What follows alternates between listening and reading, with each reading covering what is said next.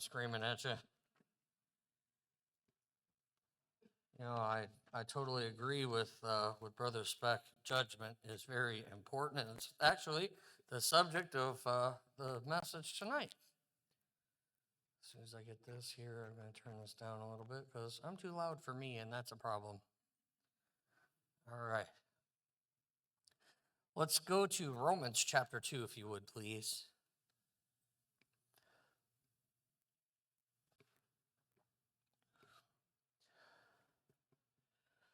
Romans chapter 2. We're going to read the first 16 verses, and then we'll get into the lesson tonight. Therefore thou art inexcusable, O man, whosoever thou art that judgest, for wherein thou judgest another, thou condemnest thyself. For thou that judgest doest the same things. But we are sure that the judgment of God is according to truth against them which commit such things. And thinkest thou this, O man, that judgest them which do such things, and doest the same, that thou shalt escape the judgment of God? Or despisest thou the riches of his goodness and forbearance and longsuffering, not knowing that the goodness of God leadeth thee to repentance? But after thy hardness and impenitent heart treasurest up unto thyself wrath against the day of wrath and revelation of the righteous judgment of God, who will render to every man according to his deeds. To them who by patient continuance in well-doing seek for glory and honor and immortality, eternal life. But unto them that are contentious, and do not obey the truth, but obey unrighteousness, indignation, and wrath, tribulation and anguish upon every soul of man that doeth evil, of the Jew first, and also of the Gentile, but glory, honor, and peace to every man that worketh good, to the Jew first, and also to the Gentile, for there is no respect of persons with God. For as many as have sinned without law shall also perish without law, and as many as have sinned in the law shall be judged by the law. For not the hearers of the law are just before God, but doers of the law shall be justified.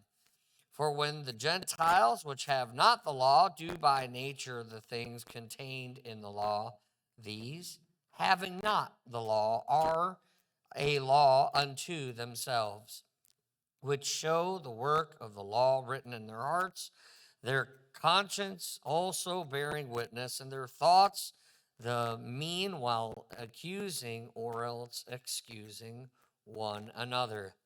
In the day when God shall judge the secrets of men by Jesus Christ, according to my gospel. Here Paul's writing to us here, and there's a lot of great things. So I want to give you 7 principles of judgment tonight. It's very important, and we know that the judgment of... I didn't ask for the musical intro, but okay. Not really sure what happened. I didn't do it. But we all know that God's judgment stands sure. It's a sure thing. It's a righteous thing. It's a holy thing. And it's absolutely perfect in every way, shape, or form. So let's ask the Lord's blessing over the message. Heavenly Father, please bless this message, Lord. Open our hearts, our minds to receive that which you have for us tonight. And God, help us to be wise with what we collect and apply tonight. Help us, God, in our daily lives to realize more of these things in our hearts and our lives. We ask it now in Jesus' name, amen. So, I love the way that this starts out. Therefore thou art inexcusable, O man. And I don't have this. I don't have this back there. But if you have your Bible, you can look back at the verse prior to verse 1. It's chapter Romans 1:32. Whenever there's a therefore, you should stop to see what it's there for, right? And so it kind of gives you a little insight into all those things, who knowing the judgment of God, that they which commit such things are worthy of death, not only do the same, but have pleasure in them that do them. So now, because of all these little things, there's a whole list of things, even back prior to that, talking about those that are not retaining God in their hearts, and the status of their heart. And so they're going into this, that we're inexcusable. And O man, whosoever thou art that judgest, for when thou judgest another, thou condemnest thyself, for thou that judgest doest the same things. In other words, you're in the same boat as these people.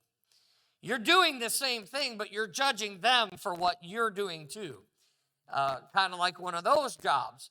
So that judgment really is kind of thrown off to the side because there's condemnation. If the actions of one are condemned, then the actions of those that are judging, that are doing the same things, are also condemned. So there's that condemnation thing. So, but as we look through here, this will be more expository, kind of going through this a little bit, not really settling in too hard on all the points. We don't need to do that, but just to kind of get some points across this evening. In verse 2, the Bible teaches us that the judgment of God is sure. That's what it is. It's a sure thing.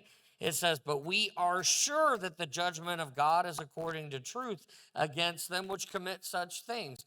So we know that God's judgment is sure. It's solid. It's firm. It's going to be there. And God is no respecter of persons. We'll get into that just in a little bit. But across the board, He is the same. He feels the same way about anybody that does the sin, whether it's an unsaved person or somebody who's saved. If they're committing the same type of sin, God judges it the same. It's a sure thing, and we know that He'll judge according to truth. And so judgment, truth is kind of a big deal. If you're going to be having judgment over things, that's why it is important. And I have a fault to confess before you all. Growing, from the time I was 18, up to, well, it's not been that recent, but I'd say up into my 20s. Anytime in my late 20s, anytime I went to vote, I would just kind of do whatever for the judges. I just kind of pick one. I never researched them. I didn't look for any of them or anything like that. I didn't think that judges were that big of a thing. They come and they go. But it wasn't until I started seeing more of the interactions of how judges operate in their courtroom that made me turn that around in my thinking, because judgment is very important. And I've seen people, and I've seen different things, and I've been to court a couple times to fight a ticket, and I've watched. I was sitting in the courtroom waiting for my turn, and I saw the interaction with the other cases, how the judge is, if he's, there seems to be different types of judges that'll sit there and, some are they just want to beat you over the head when that's everybody gets it. Then there's the kind that are more lenient that want to give everybody a break. Then you, once in a while, will get the one that's a little bit more balanced in their judgment, and it's appropriate.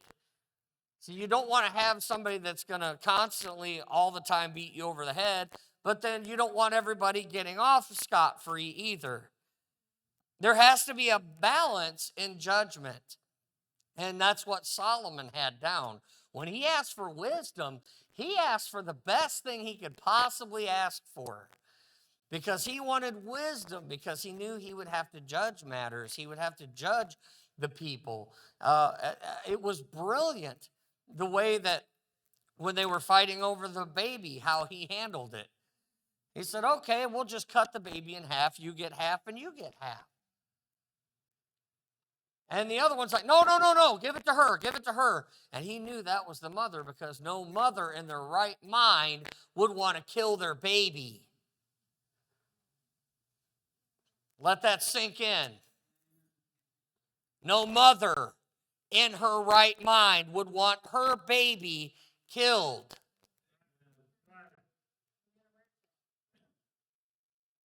Let's just say mental illness goes farther than what we realize. And that's enough on that. But he knew that this is the mother, give the baby to her. He knew. That was wisdom. But like that seemed a little harsh at the first, didn't it? Like, really, you're just going to kill the kid? Like, what's the purpose of that? Nobody gets the baby. Obviously, if you take a sword and you chop a baby in half, it's dead. Right? There's nothing to be, there's no more dispute now. That seemed pretty harsh. But that harshness up at the front was to get rid of any doubt of who the mother would be. And that was wisdom, and that was wise. I don't believe Solomon for a minute was going to actually do it. He wasn't going to go through with that. But he knew that if he said that, it would draw the truth out, because that is, in essence, what a judge is there for, is to discover the truth. And sometimes, and Brother Aaron could tell you, sometimes the truth we know is there, but it's so covered up by all the other things, you have to kind of pull away the layers till we can get down to where the truth is. And that's supposed to be what a courtroom is supposed to do. They're supposed to sort through all the garbage until we can get to the bottom where the truth is. Once we get there, then we can move forward with what needs to happen. But you know, it's very interesting how many, and I don't know a lot about the law. I don't know about a lot, but it seems like there's, unless somebody, this is more and more what I'm seeing, and from what I've witnessed, almost everything that comes before a judge already has a plea bargain in there, unless someone wants to go to trial and waive that because they want to try to get to the actual truth. It's like, I don't know what that profits them, but that seems to be the case, where a lot of it is, all right, well, they've already talked to a prosecutor, you're already coming before me. All right, now it's just, judges now are more like formality type thing, because the prosecutor's the one back there making all the deals. Oh, okay, well, we'll drop it from this to that. Even though you didn't do this, we'll knock off all the points, and we'll just, you have a nice little fee you have to pay, and we'll call it good. I think that's extortion. I don't find that you're trying to get to the truth. You're trying to cut through the caseload. So there's a lot there where you're just getting rid of those things. Judgment is important. The judgment of God is sure because it dwells in truth, because that's who he is. He is the truth, not a truth. He is the truth. So the judgment is sure. The judgment of God is according to truth. And then God's going to judge every man according to his own deeds. We find that in verse 6. God, who will render to every man according to his deeds. That's the way it is. Even when he says, behold, I come quickly. My reward is with me to give to every man according as his work shall be. Listen, the rewards are being given by what you've been doing. But guess what? Those same rewards can be taken away when the fires of God are tested them, to find out what sort that is. Because everything we do has a sort. It's sorted. It's a sorted thing. And it goes into different departments and different areas, right down to the intentions of our heart. So God's going to judge every man according to his own deeds. It's going to be an individual thing based in the truth, based in a surety, and it's going to be pure, righteous, and holy for every single person. All right, now we already know we have an advocate with the Father, Jesus Christ. There's only one mediator between God and man, and that is Jesus Christ. The Bible spells that out pretty clearly. There's no other man, woman, or thing you need to go through other than Jesus Christ. He is the only mediator between God and mankind. And we already know we have an advocate there. And so, and I mentioned this a little bit ago, but in verse 11, we see that there is no respect of persons with God. Whether you're a Jew, whether you're a Gentile, it is every man according as his own work is, okay? Every single person, doesn't matter what camp you're in, you're getting judged the same. The works are what's being judged. You are not being judged. Your works are being judged. See, I think a lot of people get a little bit sideways when they start thinking about standing before God and God's going to judge me. Well, you know what? It's really not you that he's judging. It is what you have done that is being judged. Because at the end of it all, after it says that the fires of God are trying every man's work of what sort that it is, if a man's reward remain, then he's got that reward. But if he suffers loss, if it's burned up and he suffers loss, then he suffered loss. That's an eternal loss of that reward. But he is saved, yet so as by fire. God is not going to judge you. He is going to judge your works, your thoughts, your intentions, all of the inside factors. You are saved. You're standing before God. The judgment has already been, we're faultless. We're going to be presented faultless. Well, how do we do that if we're getting judged for our works? Because we're already forgiven. Our judgment is already taken care of when we come to Christ as a personal Savior. He takes our death sentence away. You're no longer judged, but what you do is. Your works are not you, and you are not your works. It's important we remember that. He is judging what you do, what you thought. Idle words, idle thoughts. I mean, we're all, let's just face it, our rewards are just disappearing faster than we're getting them.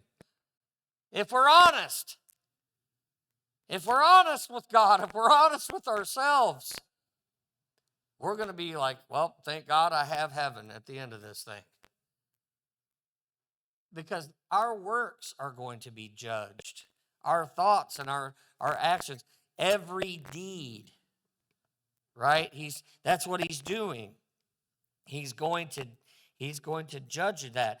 He who will render to every man according to his deeds, not according to his soul, not according to his person, but according to his deeds. It's important that we know that. You are not being judged, your work is being judged. It's the same thing for those that do paintings or art sculptures. They offer up, or even food for that matter. When you offer up your food, and we get some good food over here. But when you offer up your food, you're offering up yourself to judgment. They're not judging you, they're judging your food. Right? They're not judging you, they're judging the art that you painted. They're not judging you, they're judging the performance. They're judging whatever it is. It's the action that's being judged, not the real person.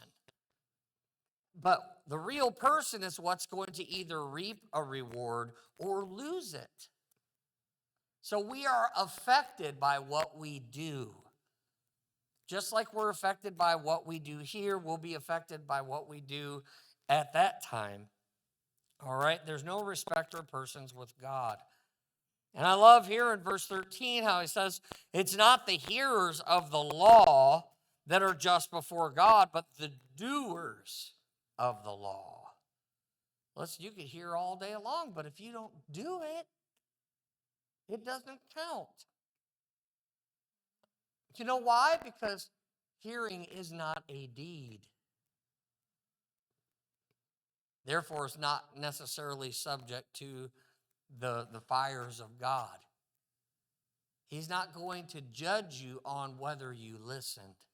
He's going to judge whether you obeyed and applied and did what he said. Because the doing of the law is the deed. The action of completing it, that would be a deed that would be judged, that would be weighed in the balances of God and tried by the fires of God to see what sort it is. So you're going to have these super good shining moments, and you're going to have some kind of mediocre moments, and you're going to have some, well, that could have been better moments. And you'll have a whole bunch of, man, it just, really? We just lose and lose and lose and lose. Because it didn't fall into it didn't sort out into anything that would be keepable, tangible. But it's not in verse 13. That's what it says. For not the hearers of the law are just before God, but the doers of the law shall be justified. So it's that which we do, that the deeds that we do, that is what's going to end up bringing us some good things when we look at those. Because after all, if you hear it and you have every intention of doing it, but you haven't done it yet, without application, everything that you've learned is useless. I've mentioned this before. If you go and you spend you go to regular college and you spend 9 years becoming a surgeon after med school, and you go home and you flip on the TV and you do nothing with that education, you don't put any of it into practice, all the time, all the money, all the effort is for nothing. Useless.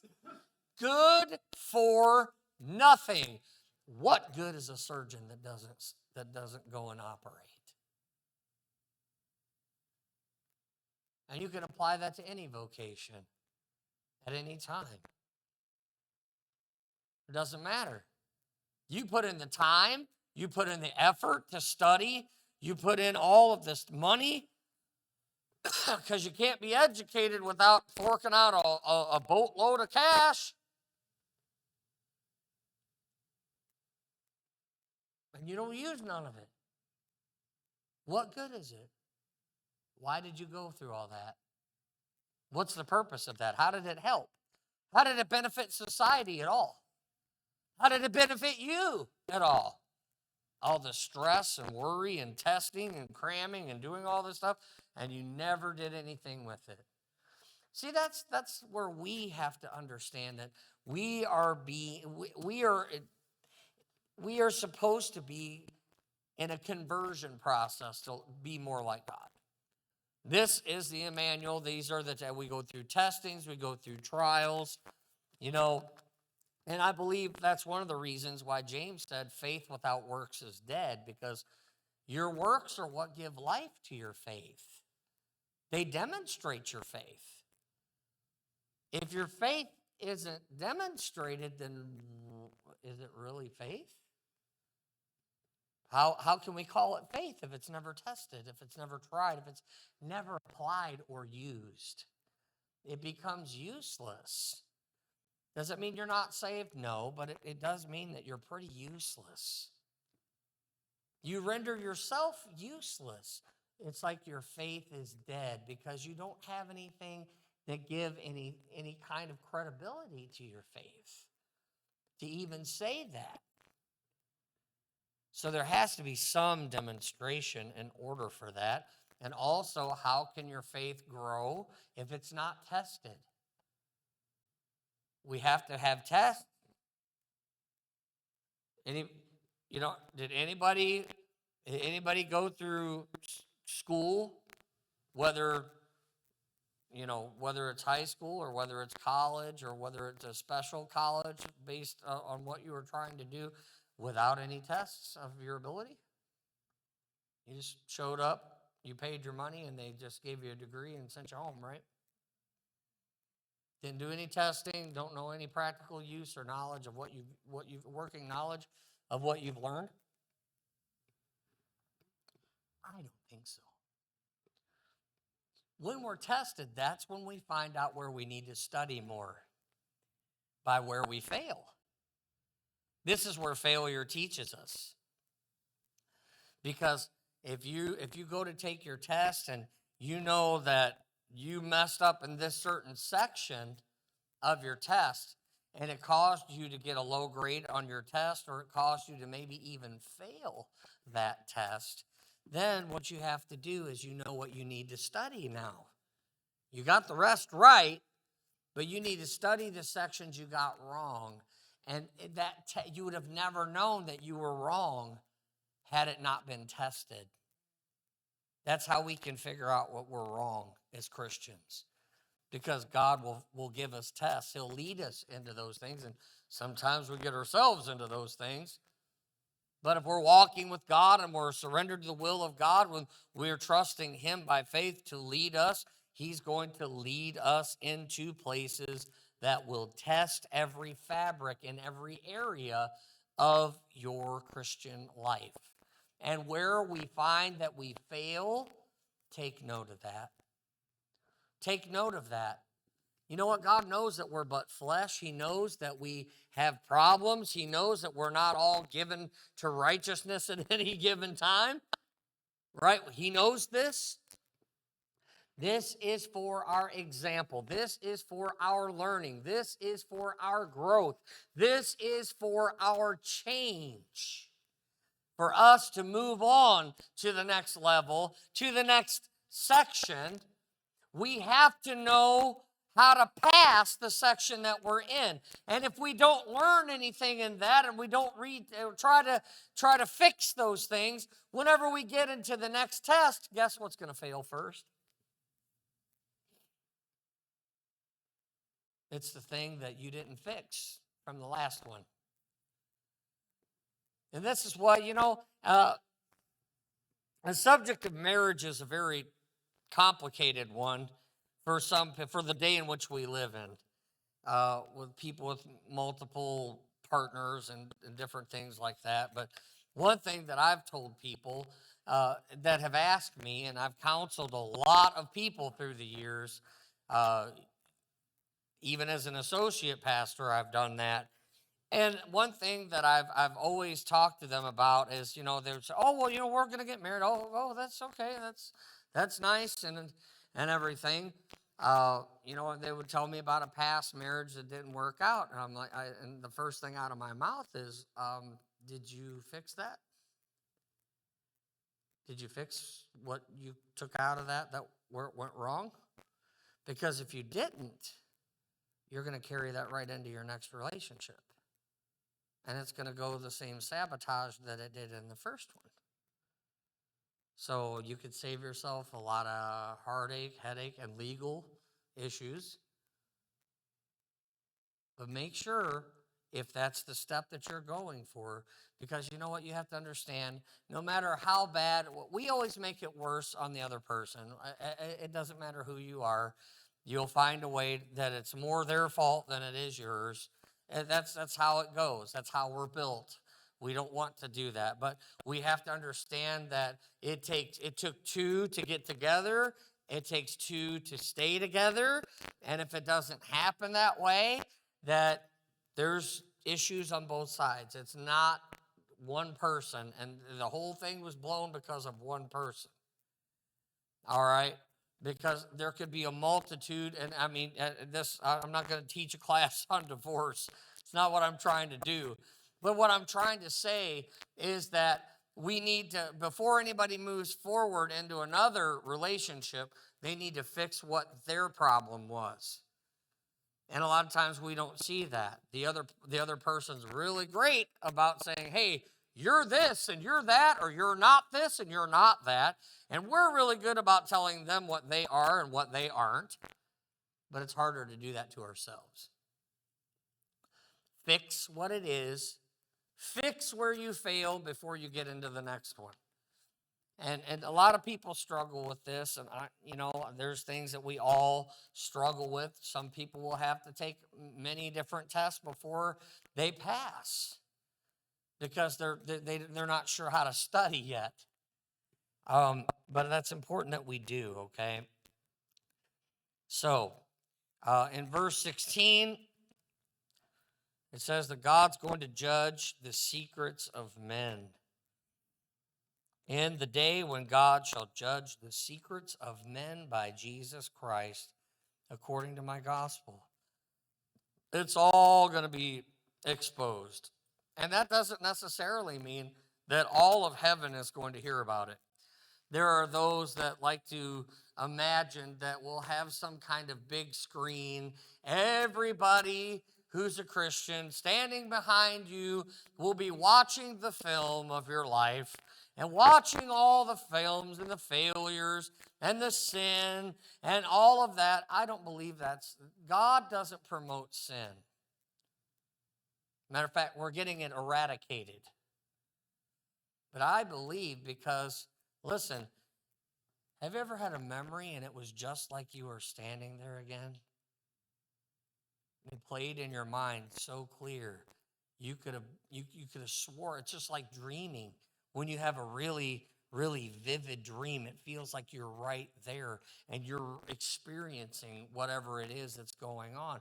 Your body will actually react to what's going on while you're asleep because your mind believes it's real. I don't know how they do it, but nowadays they're walking around in a dream and their body's reacting to it. But listen, I believe that we'll stand before God and that it's already in here because we've experienced it. It's been recorded through the eye gate. It's been recorded through the five senses that we have. All right, it's been recorded. I believe it will play in our own mind, and we'll see it. It's going to be real, and it's going to be hurtful because we know that we shouldn't have. We're going to see all the faithless times, all the sinful and wicked times. We're going to see all that because God says that he'll wipe away all the tears from every eye. That means there won't be one dry eye. You're not going to just cry out of one side. There's going to be that. And I believe, and I love the feeling of this. I really do. But when there has to be a physical touch for someone to wipe away a tear. Has anybody, whether you've had kids or whether spouses, somebody's cried and you put your hand on their face and take your thumb and you wipe away that tear? Have you ever done that? Anybody? Yeah? Okay. Have you had that happen to you? I know I have. When I think about this, you're crying from both eyes, which means that Jesus will have both hands. Your face will be in both of the hands of the Son of God, and he will wipe away those tears from each eye. And I believe at that point, that will wipe the memory away. I believe that's where we lose our memory of sin and everything attached to it. Because we've already seen all the sin that he covered on the tree for us. He's going to show us what he covered. He'll wipe away the tears from our eyes, with that the memory of any wrongdoing. And he will present us at that point faultless. And I believe I figured this out. I believe I figured out something special about this, because for years I struggled with, how can I be presented faultless when I know how bad I am? How can that even happen? And yes, I know the blood of Jesus covers all sin and forgives all sin, but I still know about it. The reason that we can be, I believe, comes after that moment. Because we will no longer hold ourselves responsible for sin. It is gone from our mind. And that's why Jesus can joyfully present us as faultless, because we will be. We're faultless because we don't have it in our heart, we don't have it in our mind, we won't have it in our body. It's gone. And so he's going to judge the secrets of men.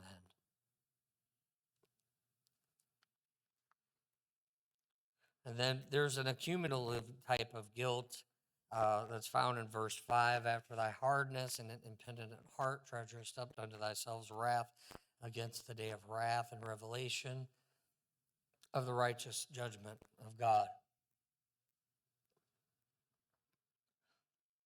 You know, we all have responsibilities. There's warnings that we need to give out. We're watchmen on the walls. Many things have been recorded throughout history where they knew something bad was going to happen. And they might have even gave out warning after warning after warning, and then people got hard-nosed to it. Then when the time came that they needed to get out, they couldn't, because they blew it off. Oh, it's just another one of them warnings. It's almost like your seatbelt alert. You know? Isn't that annoying? Man, why do they do that stuff? Because they want to annoy you to get your seatbelt on, because seatbelts save lives. You know, you quickly forget all the terrible videos they showed you in your driver's ed class of wrecks on the highway and people being slung out of cars. I mean, it's terrible, some of the things that have happened. Somebody we know that was working in this church had a car accident. He was flung out of his truck, and the tire ran over his head. There wasn't anything to show. For the love of it, I don't know why they did an open casket, but you could tell it was something that they just sat in there for a head.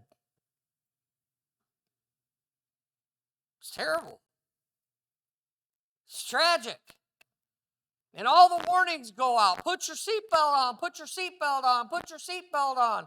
Oh, yeah, okay. I'm going to do that. I'm going to put the seatbelt behind me and click it in there, and it'll shut that thing up, or I'll figure out how to turn off the dinger. I'll turn it off that way so that I see the red. But then what happens? The accident happens. The car door flies open, and they go out, or they go out through the windshield. I've seen where that's happened plenty of times. Bounced around, flung up top, slung, it just slings you every which way because it's more powerful than your little body. There'll be that. We need to give out the warning, but people, we need to respond to those things.